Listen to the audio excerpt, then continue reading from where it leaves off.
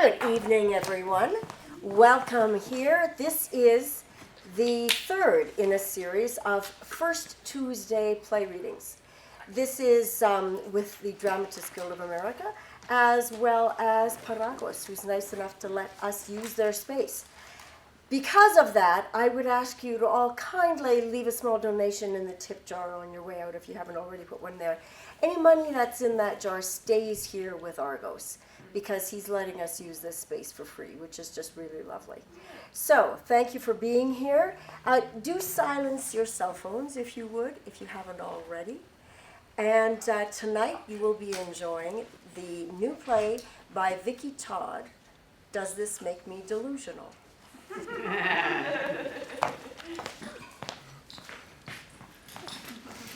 Okay, we are going to start by introducing ourselves and letting you know which part everyone is playing.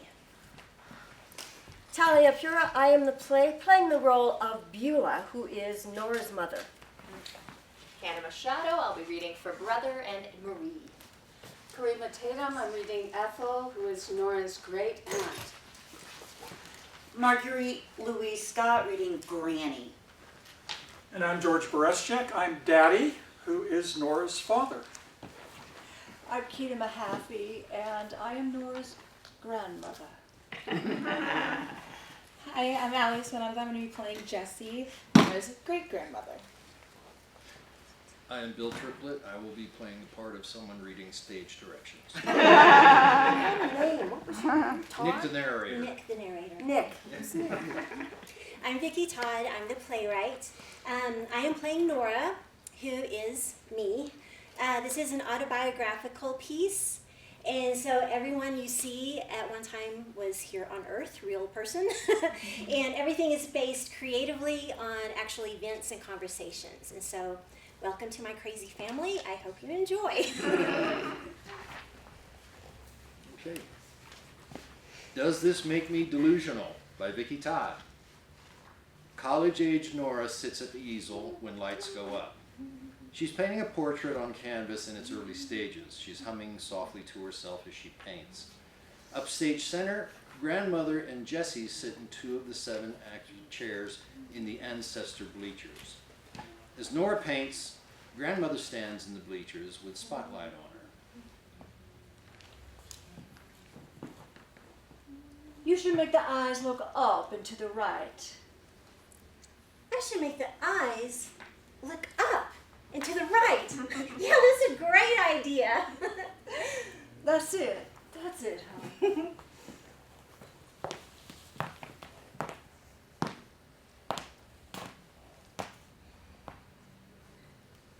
I know you've always loved doing your art, Nora. Your grandmother instilled that in you. But you know, art is just a frivolous hobby, something you do after retirement. It's not something that makes any kind of money. You need to pursue a college degree in something that will make you a good career, marketing or advertising or something useful. But Mom, you know that grandmother was super successful when she opened her china shop business in her home attic, and she bought those 2 big kilns to learn how to use them to fire the china, and she taught ladies in the community how to paint the china and to paint on canvas. It was her dream come true, and it brought her so much joy. Oh, Why Nora. can't I be successful doing my art too? Nora. We've been through this 1,000 times. Your grandmother only started teaching as a hobby when she turned 50. Although your Daddy hated the idea. She didn't even have a high school education, much less any art training. But you, my dear, will be the first in our family to earn a college degree. Your brother would have been the first if he hadn't dropped out to farm like your daddy. Anyway, art is not a pathway to success, and definitely not the way to make good money. Ugh, whatever, Mom. You know, Daddy says that the eyes I paint are such true to life. He said it's like they have a living soul. Yes, You do paint lovely eyes. And yes, Daddy thinks that you can do no wrong. You've always been Daddy's little girl. I know you think he's Superman. Daddy and brother enter and stand discussing something quietly between themselves. Lighting changes color during this memory interlude. Have you ever been flirted with by a rooster? Well, what do you think? Is that damn rooster gonna flog your little sister? I don't know, Daddy. Those sharp talons could sure do some harm. You see, Streaky is a handsome rooster, and he's my pet. He's a big bird, as tall as my knees, and he's black with white speckles all over, like somebody splashed white paint all over him. And his wings have a wide span, and he carries them arched and stiff as he drags one and then the other along the grassy pasture as he circles me while I walk to the horse corral. And his tail feathers are black and shiny, and he proudly carries them at full plume, strutting as he walks. And his cone and wattle are a bright red like a summer tomato. But for all of Streaky's beauty, he is one tough bird. His talons are long and sharp, effective weapons ready for a fight. That's what has Daddy so concerned, although, as you can see, neither he nor my brother seem in a hurry to interfere if Streaky does attack me. Nora hops on top of the horse corral fence. Here, Streaky, come up here and sit next to me. Oh, that's right. You're a pretty rooster, aren't you? Well, I'll be goddamned, that rooster is flirting with her. About a year later, Daddy tells me that Streaky is dead. He challenged another rooster to a duel in Granny's chicken coop and slashed the other rooster to shreds with his sharp talons. Streaky is wild. His wing and chest feathers are plaited together with a river of thick, sticky blood. After the fight, Daddy says that Streaky just fell down dead in the bloodied straw of a heart attack. I'm sorry, Nora, but we all have a demon inside of us fighting for control. Streaky's God made him strong and a good leader in the chicken coop, but today he allowed his inner demon to get the best of him, and unfortunately, it destroyed him. To me, Daddy is a God. Not God with a capital G. That wouldn't go over with my Southern Baptist upbringing. But God with a little g. Daddy just seems to know stuff. He taught me how to drive when I was 12, and my toes could barely push down the heavy brake and clutch in his big Ford pickup. He taught me things that you would never learn at any driver's school. Now, you never run over a rattlesnake in the pickup trying to kill it. That sneaky devil might get wound up in the wheel axle and still be alive, and he'll slither out and bite you. Oh, yes, sir. Daddy and I are standing at the edge of a wheat field. The West Texas wind is blowing through the golden stalks, making the wheat shafts roll and undulate like the waves of an ocean. Do you know how to make chewing gum out of wheat? No, Daddy, how do you do that? Well, first you take an ear of wheat in your hand and you rub your palms together. Yeah, that's right, that's it. And then you hold your hand out and you let the wind carry away the chaff. Yeah, and that's right. Now, when you're done with only just the wheat, put it in your mouth and you start chewing. Now, you don't swallow it.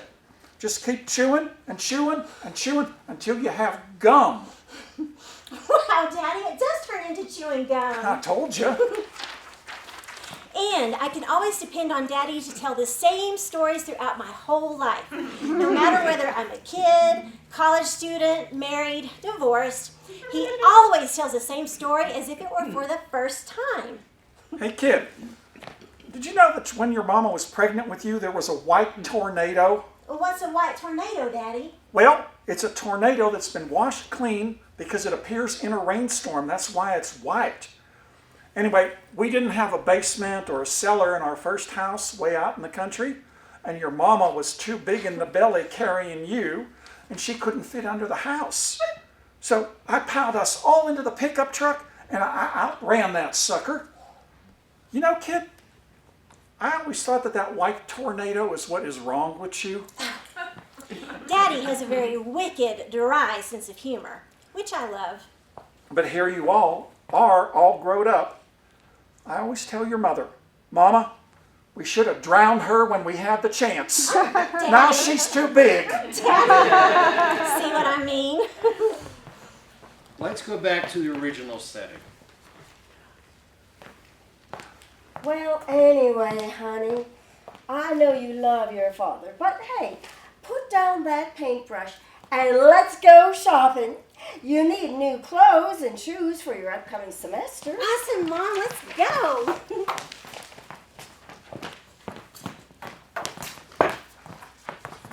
Nora and Beulah simulate riding in a car. They've already been shopping or in a cheerful mood. Several shopping bags are in the car with them. They're sharing a jumbo bag of peanut M&Ms. They're singing to a song on the radio, perhaps a snippet of Here Comes the Rain Again by the Eurythmics. When the song is done, Nora turns down the radio volume and speaks. Here comes the rain again, falling on my head like a memory, falling on my head like a new emotion. Is it raining with you? Talk to me like lovers do. Oh. Hey, are we going to get some real food? I'm starving. Oh, you and your solid food. I'm fine with just these candies. But we could drop by Sam's for some of their free samples. Okay, whatever. Now,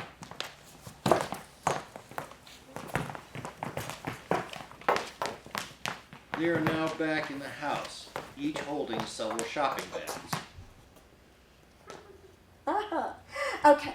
Now, you hide your new dresses and 2 of those pairs of shoes in your bedroom closet. You can show your father the other shoes and the new jacket if you want to. But Mama, Daddy always sees the new things that I'm wearing And anyway. he doesn't have to know about everything we bought all at once, just this second. Let him find out gradually. That way it doesn't seem like we spent all that much money at once. Beulah hands Nora the shopping bag she's holding, giving Nora quite a load to carry. The play is now moved ahead in time. Nora is now 30-something. She enters and calls Beulah on the phone, who is sitting in a chair at the kitchen table. Nora is holding a frying pan and a plastic spatula, pretending to be cooking at a stove, with the phone rested between her ear and shoulder. The phone rings. Hello? Hi, Mama, it's me. I'm trying out a new recipe, and it calls for rice bran oil. Have you ever used that before? You and your new ideas. Of course I never used rice brown oil. Why in the world would I use that when I have a perfectly good bacon grease to fry with? What else is in that recipe? Well, it has pieces of chicken, snow peas, water chestnuts, and oh my gosh, my plastic spatula is melting into this rice bran oil. Oh, this oil is too hot. Nora takes the pan off the heat and throws it and the spatula to the side. Your great-grandmother, Jessie, died in the kitchen fire, so you better be careful. What? You never told me that story. Well, according to your grandmother, your great-grandmother Jessie was heating wax to coat the wood floors in a pot on the stove when her dress sleeve caught fire. She yelled for your grandmother, who was only 13 at the time, and her brother to run out of the house. I guess Jessie knew she was going up in flames and she wanted her kids to be safe. Oh my God, that's terrible. Oh, that's not the whole story. Your grandmother told me that she always remembered seeing her mother's shoes smoking after she died in that fire. Oh, what a terrible memory for a young girl to have about her own mother. Yep. And then your great-grandfather made things worse by marrying the family's housekeeper. Your grandmother said she refused to ever call that lady mother. Instead, she called her by her first name, which I believe was Mary. Holy crap, Mom, that's a crazy story. I can't believe your grandmother never told me about it before. Well, that's what your grandmother told me. Well, cooking may not be my forte, but I am finding time to paint again. Life has been so busy these last few years with graduating college, getting married, divorced, and teaching at the university. I was afraid that I would never paint again, but thankfully I'm finding the time to... Yeah, well, how wonderful that you got time to explore your gifts and talents. Don't you think that I wanted to follow my dreams? I was supposed to be a professional singer, you know. One day, a man came from out of town, and he heard me and your Aunt Helen singing at the church. I was singing soprano, and my sister was singing the alto. That man was some kind of an entertainment promoter or something, and he asked me, not my sister, me, if I wanted to go on the road with him to sing around the nation. I could have been a star, but of course I had to say no. Well, why did you say no, Mama? Well, because I just married your father. I couldn't just run off and shake my wifely responsibilities. What would people think? But you are a star at church. You shine in the choir and sing beautiful solos. Nobody sings Oh Holy Night like you do at Christmas time. Oh, holy night. Well, only in this podunk West Texas town is all. But not you. You escaped to the big city all the way across the country. Well, I wouldn't call Hamden, Connecticut the big city. I mean, it's just that the university is there, so I kind of have to live there to teach there. Oh, Nora, you never could follow a normal path in life. You always had to be a little different. You got that rebel streak in you from your father. He never thought rules applied to him, and apparently you don't either. Now, you know that Daddy has always been a smart entrepreneur. He's the third generation on the family farm, and he's never had a boss to tell him what to do other than Granddaddy. Daddy's always done well following his own instincts, and now he's passing it on to Brother as the fourth generation. I think that's quite an accomplishment. Well, I've always said that I didn't marry your father for his good looks. I married him for his money. And look where that got me. Well, but that's not a nice thing to say. What if that hurts Daddy's feelings? I think he's a handsome man. Well, if everybody knew what I was thinking all the time, no one would like me very much. But I will tell you one thing. We don't like to do things different around here. You had to go off and marry that hairdresser idiot of yours, and you couldn't even carry a child right. I told you and that hairdresser that I never wanted to have a child, and why would you want me to have a child with him if he's such an idiot anyway, which he is. I think it's a blessing that I lost that baby. Well, whatever. The point is, you can never do anything normal, and now you have a failed marriage to boot. And here I am following the right rules. And what do I have to show for it? No one should be tied to the same person for 68 years. When do I get to retire? I still have to cook and do his laundry every day. I just thought that maybe you would be happy for me that I'm finding the time to paint Oh, again. Nora, I don't have time to listen to your frivolous things like your stupid painting. You never believe what your father has done to embarrass me in front of the whole church, the entire town. What's happened now, Mama? Well, I was teaching Sunday school, like I do every Sunday, and your father knocks on the classroom door like he does every Sunday to collect the weekly offerings. By this time, he was drunk as a skunk, slurring his words and weaving around. I cannot tell you how horribly embarrassed I was in front of my entire class of ladies, and there's no telling who heard him from out there in the foyer.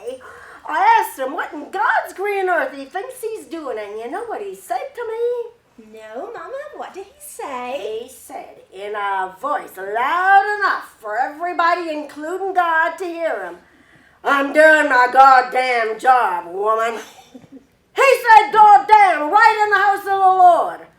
Oh, I I blame your daddy's mother, Pauline, for dying as the reason that he turned to alcohol. It was his alcohol pity party. And I also blame you for getting divorced, a black mark on our family. And moving all the way across the country, which broke your daddy's heart. It took the wind right out of his sail. I'm just trying to live my life and follow my own path, Mama. Daddy knows that I need to be my own person, just like he's his own I person. can't talk to you. I just wanted my life to be a little different. I gotta go. His Majesty's gonna be wanting his dinner soon. And who do you think's gonna cook it if it ain't me? Well, I love you, Mama. Mama, are you still there? Enter memory lighting. The only time that I ever saw Daddy cry was at his mother's funeral, my Granny Pauline.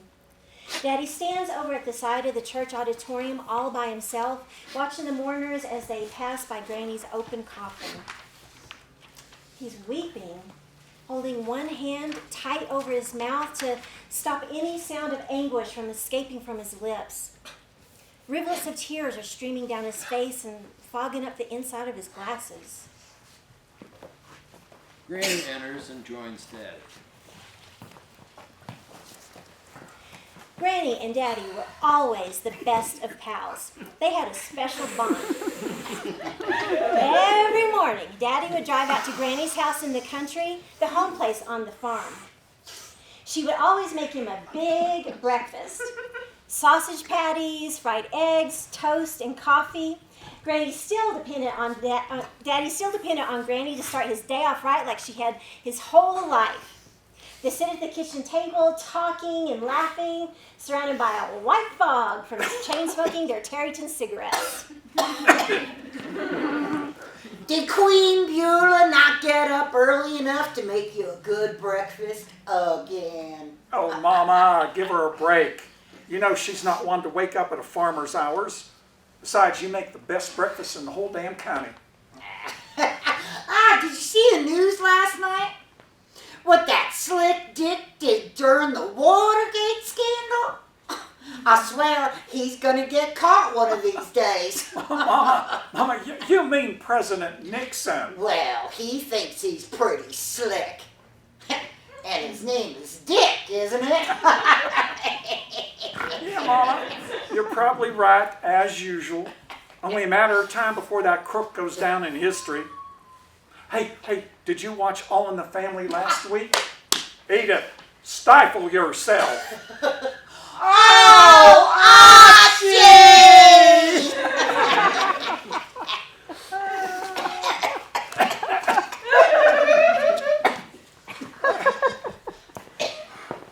I've always believed that Granny's death is what made Daddy's inner demons kick in.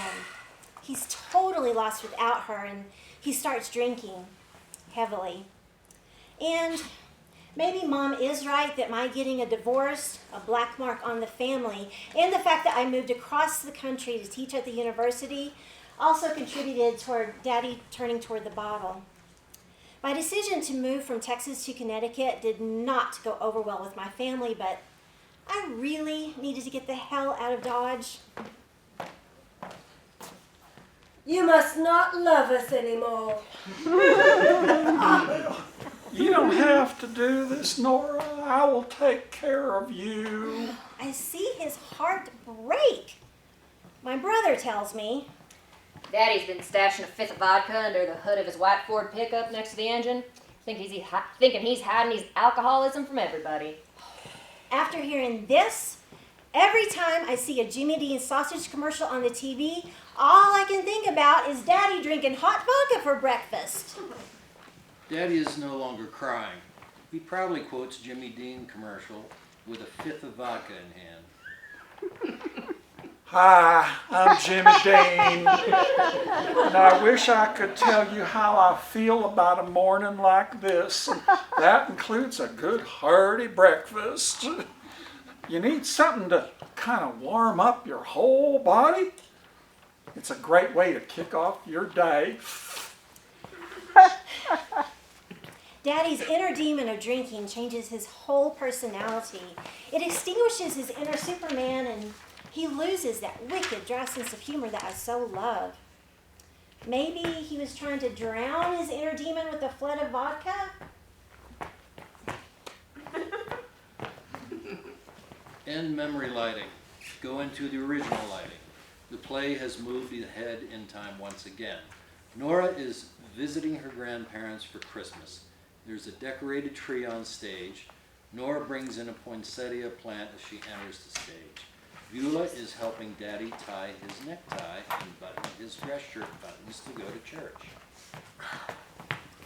Knock, knock. Merry Christmas.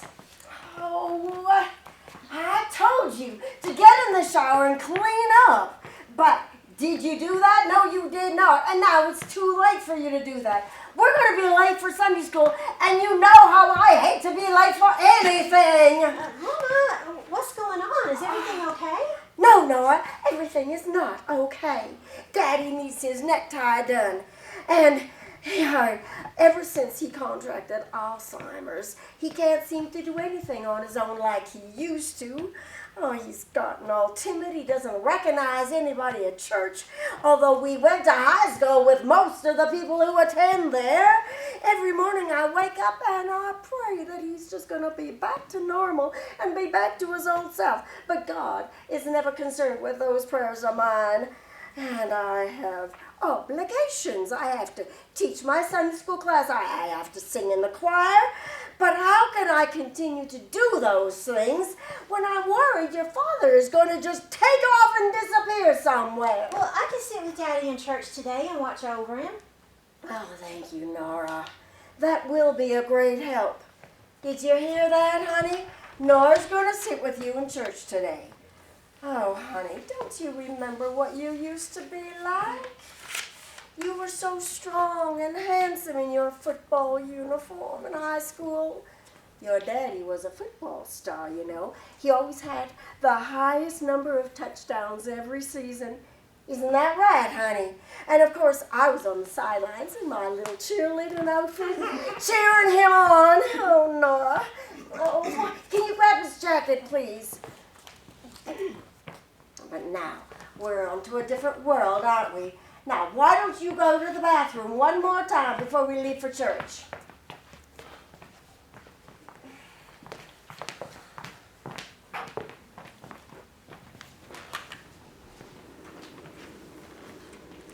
Well, what's been going on in your world?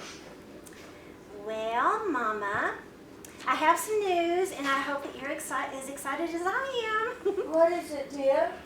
Oh, what have you got going on? I quit my professor job at the university, and I've decided to move to Santa Fe and do my art full time. You did what? But you have tenure. You are chair of your department. I know, but I started meditating, really tapping into my true self, you know? Picture this, Mama. During the meditation, Deepak asked me to visualize myself on a beach.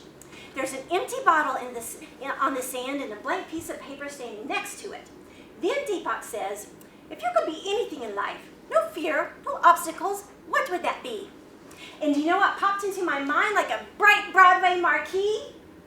An artist! And then Deepak said, write this dream onto the piece of paper, put it into the bottle, and throw the bottle into the ocean, symbolizing the field of all possibilities. It was so profound. And then, guess who showed up in the meditation? You're not going to say your Yes, Grandmother showed up on the beach at a distance and waved at me. I know that means that she's carrying my art dream into the universe for me. meditation. Your true self. Your true self had a job in life at the university. How in the world could you just up and quit? Now, Mama, I'm going to turn 50 in the fall, and I just know that my soul will shrivel up and die if I don't follow my life purpose before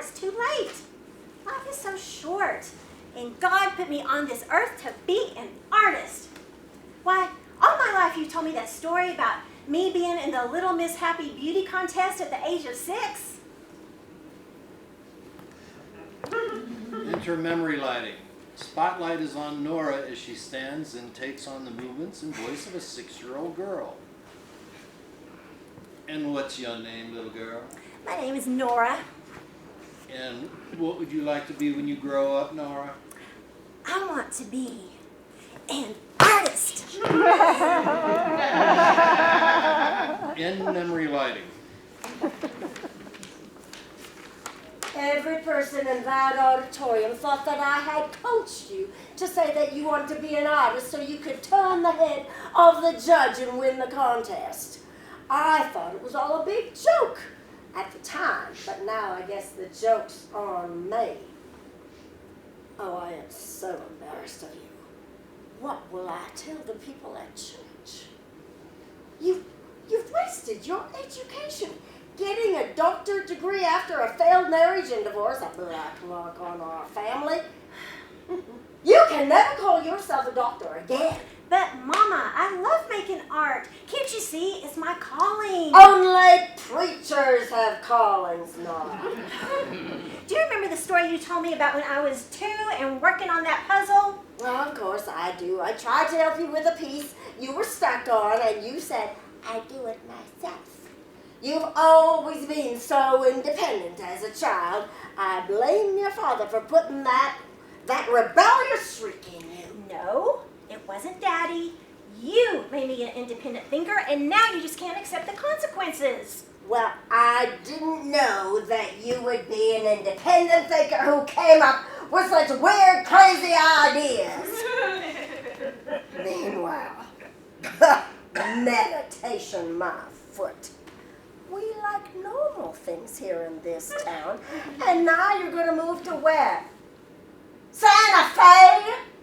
Well, everybody's liking to be liberals and do drugs all the time. Oh, this is just too much. Between your father's alcoholic pity party and now his Alzheimer's, and now you want to run away to Santa Fe and quit your university job. Oh, I so wanted my life to turn out a different way.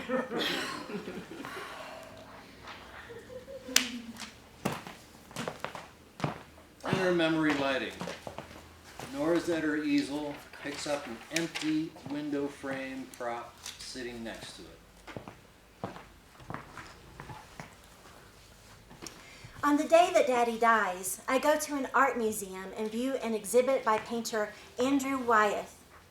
I discover a painting called Wind from the Sea. It shows an open window from the inside of a rundown country house. The window panes are broken, so the white lace tattered curtain flutters in the breeze. I feel my heart squeeze because in that white lace curtain, I see Daddy's tired, rundown soul rising up to heaven.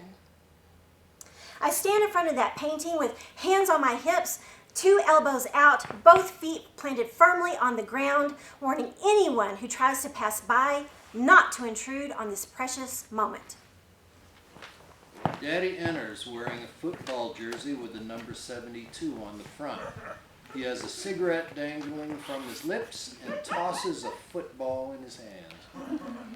That night, I dream that Daddy is back in high school in the 1940s playing football.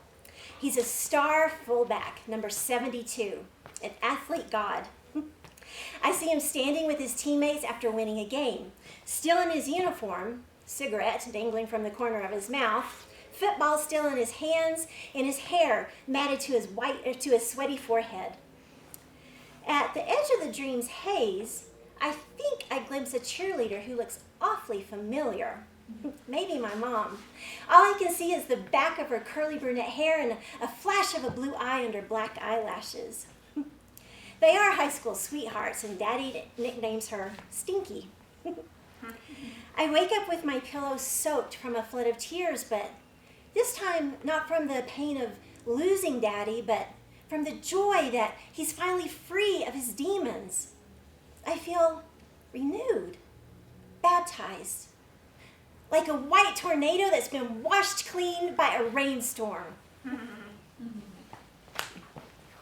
End memory lighting. We go back to the original lighting. The play has moved forward in time once again. Since Nora has quit her professor's job, she's creating art full time. She sits in front of her easel, painting a portrait of a woman with deer antlers. As she's painting, two more people enter the Ancestor Bleachers and sit down. An older woman, Nora's great-great-aunt Ethel, and a 10-year-old girl, Nora's Aunt Marie, who is wearing a pair of deer antlers on her head. I'm not sure what possessed me to add the deer antlers, but I'm really liking the effect. Yay! Yay! Deer horns! Ooh, add more bright, pretty colors too. And maybe I'll add some bright flowers to decorate the horns. Beulah enters and calls Nora on the phone. Hello? Hello, Nora. I'm sure you're busy with your painting, so I won't keep you. No, it's fine, Mama. I'm glad to hear from you. What's up? Well, your Aunt Helen is moving into an assisted living facility, so your cousins have been helping her clean out the house, and you and your uncle have lived there for over 30 years, and so you know how Helen has always been such a pack rat. She keeps every little thing, calling it some kind of precious memory. That's always been the difference between your sister and me. I like a nice, neat, clean house. Well, anyway, so she tells me that she's going to be sending you some of her things. Woohoo! Oh, how exciting! I love Aunt Helen's paintings. She's so talented, just like Grandmother. Well, what's she sending me? Oh, I don't know. Just some art junk. That's something between you and those art people. I just don't understand. If Aunt Helen is sending it, I'm sure it's not junk, Mama. Well, anyway, what's going on in your world? I'm working on a new portrait. This time doing something a little bit different. Oh, what's different about this one? Oh, I don't know, Mama. I'm sure that you really wouldn't be that interested. Now, that's not true. Of course, I'm always interested in whatever you're doing. Well, it's one of my expressive female portraits, but this time I'm giving her deer antlers. Deer antlers. Why in the world would you do something like that? It sounds really ugly. Well, I don't think it's ugly, Mama. I mean, it makes her kind of a wild woman, you know? Like, maybe she's one of our ancestors doing an ancient ritual in the forest or something. Well, I just can't keep up with you and your weird art ways. Well, Mama, why do you hate art so much? Grandmother was so talented, and Aunt Helen too, and now I'm following in their footsteps. Did you ever want to try? Oh, Nora, I don't know. It's not important. No, really, Mama. Why do you always seem to put it down when it's something that makes the world a brighter place? I guess I just see it as a different language, one that I don't speak. But that's not a reason to dislike art so much. Did something happen that turned you off of it? Oh, Nora, I just don't understand it, that's all. I don't and can't do it the way you all do. It seems to come so easily to you. But still, that's not a reason. Anybody can paint. What if you gave it a whirl? I could give you some pointers and you might really like it. It could be something that we do together now that Daddy's gone. It would become your new pastime. Enough! You want to know why I don't dawdle around with something as senseless as art? I didn't ask for this life to be married to a husband who went from being a successful farmer and rancher. Your father could do anything and was the most prosperous person in this town. To become a raging alcoholic, then knocked down completely by Alzheimer's. 68 years, Nora. No one should be chained to the same person for 68 years. When did I ever retire? I kept on cooking and doing your father's laundry just as long as he lives. And oh my goodness, every day, day after day, he got to retire, but I just had to keep on going. But you're just like her. Like who, Mama? Like your grandmother. Do you know? When she started all that nonsense with her china shop, do you think your grandmother wanted her to change the whole attic into a china shop and the spare bedroom into a teaching classroom for painting? Of course not, but she did it anyway. And guess what? What, Mama? She was wildly successful. Just like when you quit your university teaching job to follow your own crazy, odd dream. I wanted you to fail so badly. When you quit that job, I wanted you to fall on your face and have to go back to a normal life. Something I could understand and talk to my church ladies about. But no, just like her, you became free. Free to live life as you pleased and follow your heart's desire. I guess I was just never that blessed. That kind of freedom would never be mine. No, now you have always told me that we all have choices. You said that people's lives are a string of choices from one moment. Don't you see I had no choice? All I knew was to be a mother and a wife. But deep down inside, I wanted more. Of course I loved your father and I loved our lives together. That is until he started his alcoholic pity party and sunk into Alzheimer's, two things beyond my control. I felt so trapped. I longed to be free, free to sing. Not just at our little church. I always wondered what my life would have been if I had followed that man and had a singing career and sang for the whole country. I visualized myself on stage, touching all those people with my voice. But no, I was too afraid. I was too afraid of what people would think and what everybody would say behind my back. If I strayed too far beyond the boundaries of this tiny box of what a proper wife and mother was supposed to be, so I buried that dream. I buried it so deep that, well, I just pretended it never existed. Oh, I so wanted my life to be different. I always wished I had the courage. Courage like you. Nora, you totally changed your life, and I couldn't do that to me. Or maybe I could have at least tried to fit my dream into the reality that was my life, like your grandmother did, but I was too afraid, and I was too afraid of what people would say. So I shrunk back, and I stayed stuck.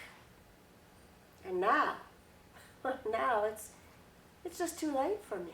No, Mama, it's not too late. You can still choose to do something. No, Nora, it is too late, and I'm not feeling quite right. I gotta go.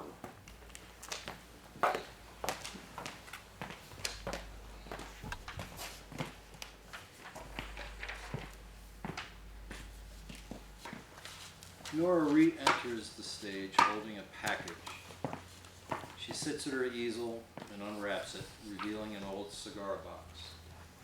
Oh, how exciting! Aunt Helen sent me some of her paintbrushes. Oh, I've always loved the smell of turpentine. Art Museum postcards. I bet Aunt Helen got these at the National Gallery in Washington, D.C. when she and Uncle Pat lived there. We both always loved Van Gogh and the Impressionists. Well, what are these? This is an obituary for someone named Ethel Hooton.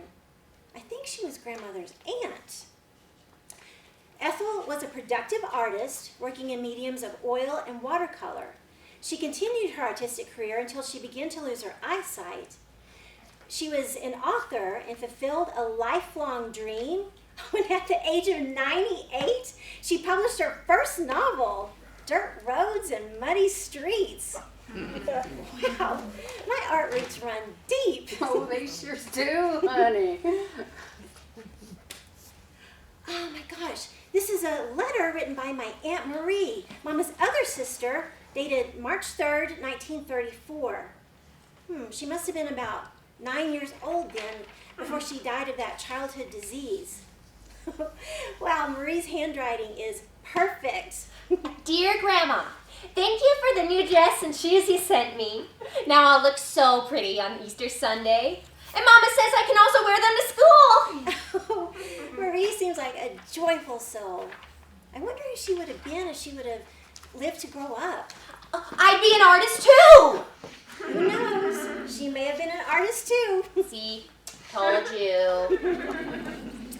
I wonder if Mama knows that Aunt Helen sent me these treasures.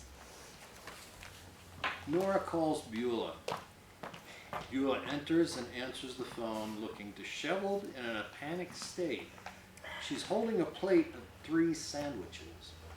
Hello? Mama, guess what Aunt Helen sent me along with her? Mama, are you okay? They're here. They're in my house. Who's there, Mama? Clyde and 2 other men I don't know. Clyde? You mean Daddy's dead cousin? What 2 other men? Yes, Clyde. And they came in last night and they're demanding that I feed them sandwiches. Okay, Mama, now slow down. You know that Clyde died several years ago. I don't understand what you're saying.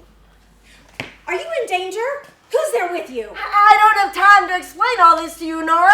They're expecting their sandwiches now. What sandwiches? Who are these men? I made them peanut butter jelly and bacon. What? You have never made that sandwich before. What's going on? Oh, Mama, what was that crash? they're coming after me. I gotta go. Mama, what is going on? Mama? Are you still there? Mama!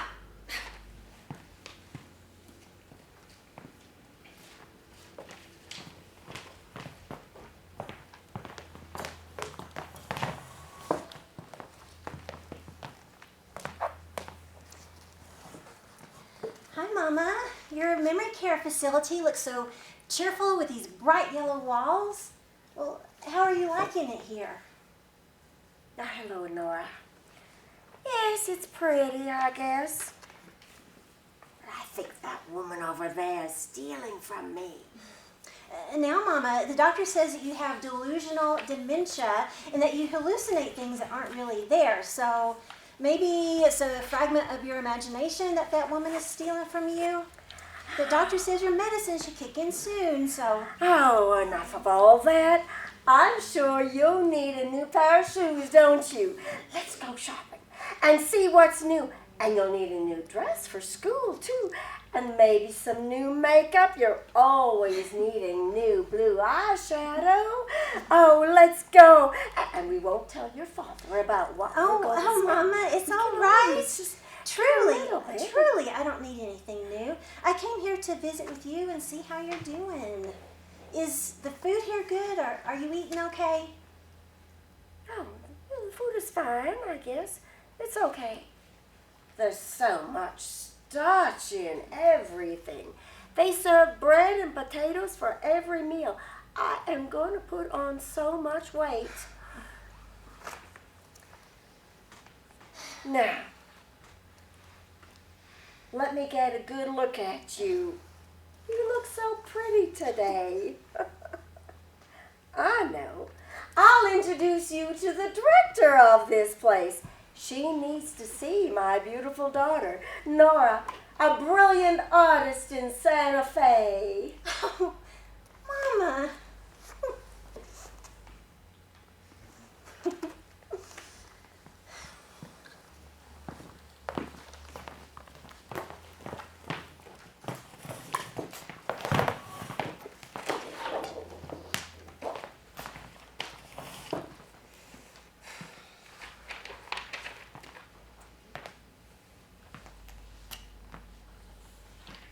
The phone rings. Hello? Oh, hi, brother. What's going on with you? What? Mama died? Well, what happened? what do you mean she seemed to be in a coma?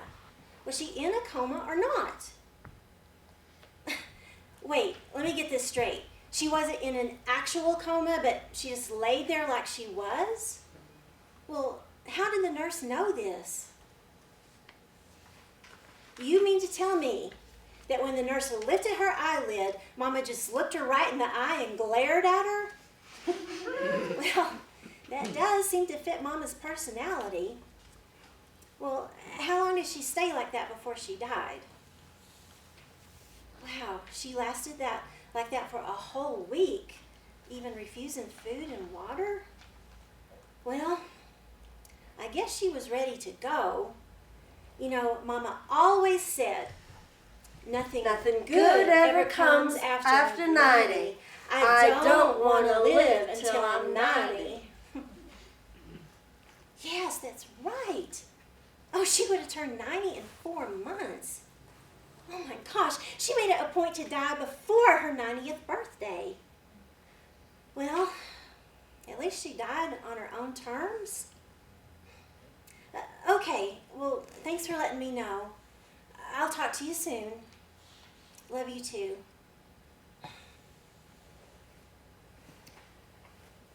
Well, I love you, Mama. Maybe dying on your own terms gave you a little bit of freedom at the end of your life. She does look like a wise woman, Nora. Yeah, you're right. She does look... Wait, who said that? It's me, Nora, your mother.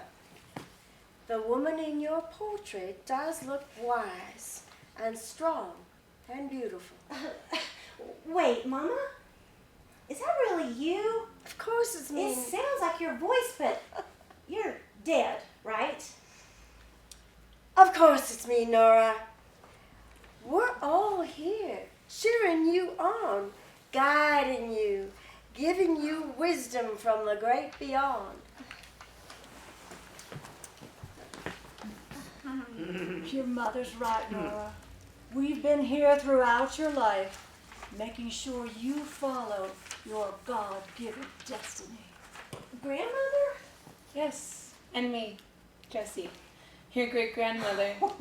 Oh. We live vicariously through you. You get to go after your dreams. We get to live those dreams, the ones we didn't get to live with you. Oh my God, this is beautiful, but is this true? Is this really happening?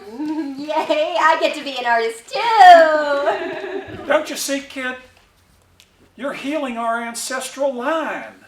Daddy? We're all pulling for you, honey. That's right, Nora. You're the answer to our unanswered prayers. This is amazing, but how can I do this? Fulfill all the unanswered dreams of my ancestors? No. I don't feel that worthy. I don't think that I can accomplish... Wait, does this make me delusional? Lights go down. End of play.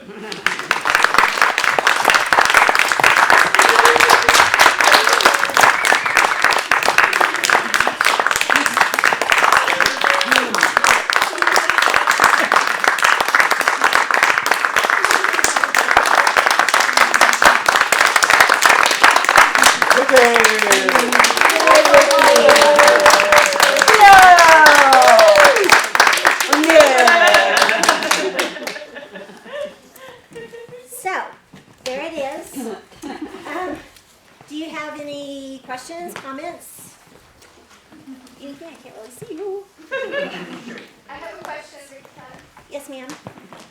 So when you wrote the dialogue for all your different ancestors, and you said it was based off of actual conversations that you had with them, the things that had transpired. How did you feel when you were like going through and coming up with those memories and When I said creatively based, a lot of this, like the actual phone call with my brother, that did happen, but like my mom having the 3 sandwiches and all of that, I wasn't talking to her, but he found out because she ran out the door and at night and ran 2 blocks to our First Baptist Church, and luckily my brother's best friend, who's a deacon, was there and called my brother. So I kind of took it, and made it like that, but everything happened in one way or another, so I just kind of, went in the order and remembered it from that. Thank you for sharing. Anybody else? Thank you so much, so much, so much for coming, because I wrote this last year, and it's been in its little iterations of doing 20 minutes here, 10 minutes there, 10 minutes there. And so when we got the opportunity to do the footlights and actually do the full thing with the full cast, terrifying, because I've done a one-woman show, which is so much easier because I just have to depend on me. To find the people and say, oh, do you really want to do it? Do you really want to do it? And so it's been a joy to work with all of you. So thank you all for being here. Thank you for coming. Thank you. Thank you. There we go.